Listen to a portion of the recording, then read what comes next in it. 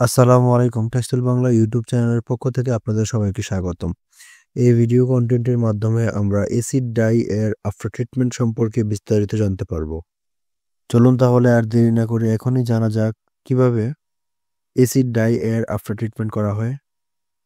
Acid die করা fabric একটি পাত্রে নিয়ে 40 থেকে 50 ডিগ্রি গরম করে 4 ফর্মিক অ্যাসিড ও টানিক অ্যাসিড যোগ করে এর তাপমাত্রা বাড়িয়ে 90 ডিগ্রি থেকে 95 ডিগ্রি সেলসিয়াসে করে 30 থেকে 35 মিনিট বয়ল করতে হবে।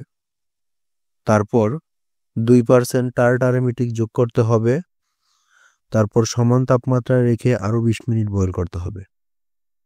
তারপর ধৌত করে নিলেই হয়ে গেল অ্যাসিড ডাই এর আফটার ট্রিটমেন্ট। আপনারা চাইলে খুব সহজেই এইভাবে অ্যাসিড ডাই এর আফটার ট্রিটমেন্ট করতে পারেন। ভিডিওটি সম্পূর্ণ দেখার জন্য আপনাকে অসংখ্য ধন্যবাদ। যদি ভিডিওটি ভালো লেগে থাকে তাহলে অবশ্যই লাইক, কমেন্ট এবং সাবস্ক্রাইব করবেন।